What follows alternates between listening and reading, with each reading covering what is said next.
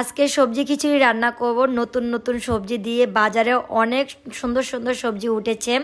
আজকে আমি কি সবজি আনলাম দেখতেই পাচ্ছেন। ফুলকপি, সিম, টমেটো, মূলা, গাজর, দেশি টমেটো, দেশি আলু। আজকে আমি এই সবগুলো সবজি দিয়ে লেটকা খিচুড়ি রান্না করব। শীতের মৌসুমিতে এই নতুন নতুন সবজি দিয়ে লেটকা খিচুড়ি খেতে অনেক অনেক মজাদার। আর এই যে দেখতেই পাচ্ছেন আমি এখানে সবগুলো সবজি ছোট ছোট করে কেটে নিয়েছি। এখন আমি টমেটোগুলো কেটে নিচ্ছি। এটা হলো দেশি টমেটো। আর দেশি টমেটো আমার অনেক বেশি পছন্দ, দেখতেই পাচ্ছেন আমি এমনি খেয়ে নিচ্ছি।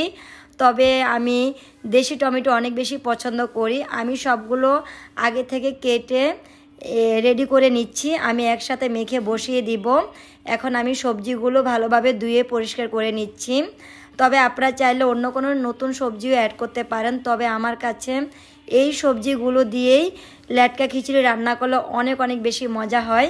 আমি সবজিগুলো ভালো করে ধুয়ে পানি সরিয়ে নিচ্ছি। এখন আমি এখানে চাল আর ডালটা ভালো করে ধুয়ে পরিষ্কার করে নিচ্ছি। আমি আজকে খিচুড়ি হাতে মেখে রান্না করব।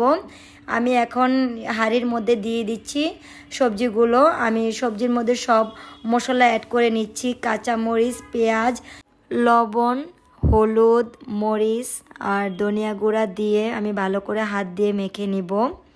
এখন আমি দিয়ে দিচ্ছি তেজপাতা, দারচিনি, এলাচি। তবে আপনারা কারা কারা গরম মশলা দেন অবশ্যই জানাবেন। দিয়ে দিলাম আদা রসুনের পেস্ট। এখন দিয়ে দিলাম চাল আর ডাল, হাত দিয়ে ভালোভাবে মেখে নিচ্ছি। এখন দিয়ে দিচ্ছি তেল পরিমাণ মতো। আমি হাত দিয়ে মেখে নিয়ে রান্না করতে অনেক বেশি পছন্দ করি, তাই আমার কাছে এভাবে রান্না করলে অনেক বেশি মজা লাগে। আর আপনারা কারা কারা এভাবে রান্না করেন অবশ্যই কমেন্ট অপশনে জানাবেন। এখন আমি সামান্য একটু পরিমাণ পানি দিয়ে আমি হাঁড়িটা বসিয়ে দিলাম চুলার উপরে। আর টমেটোটা আমি পরে দিব, এখন দিব না। যখন খিচুড়িটা আমি কষিয়ে নিব তখন। দেখতেই পাচ্ছেন খিচুড়ির কালারটা কত সুন্দর আসছে আর খুব সুন্দর একটা গ্রান বের হচ্ছে। আপনাদের সবাই দাওয়াত রইল আমার বাসায় খিচুড়ি খাওয়ার জন্য চলে আসবেন। শীতের মৌসুমিতে সবজি খিচুড়ি এত বেশি মজাদার। আর আজকে আমি খিচুড়ি খাবো শুটকির ভর্তা আর ডিম ভাজি দিয়ে। এখন আমি টমেটোটা দিয়ে দিলাম। টমেটো দিয়ে আমি আরও কিছুক্ষণ কষিয়ে নিয়েছি। দেখতেই পাচ্ছেন শুকনো শুকনো হয়ে গিয়েছে। এখন আমি এখানে গরম পানি ব্যবহার করব। ঠান্ডা পানি দিলে খিচুড়ির মধ্যে একদমই স্বাদ লাগবে না, তাই আমি এখানে গরম পানি ব্যবহার করছি। আর কালারটা এত সুন্দর আসছে যা আপনাদেরকে বলে বোঝাতে পারবো না। খুব সুন্দর একটা গ্রান বের হচ্ছে। আপনারা কে কীভাবে খান অবশ্যই জানাবেন। তবে গরুর মাংস দিয়ে খেলে আরও বেশি ভালো লাগবে। তবে আমার কাছে শুটকির ভর্তা দিয়ে ডিম ভাজি দিয়ে বেশি ভালো লাগে। আপনাদের সাথে কথা বলতে বলতে খিচুড়িটা রান্না করা হয়ে গিয়েছে।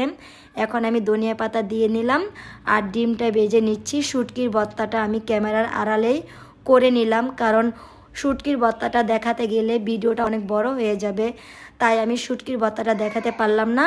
আমি বেটে ফ্রিজে রেখে দিয়েছি। এই তো দেখতেই পাচ্ছেন এখানে আমি ডিমটা ভেজে নিয়েছি।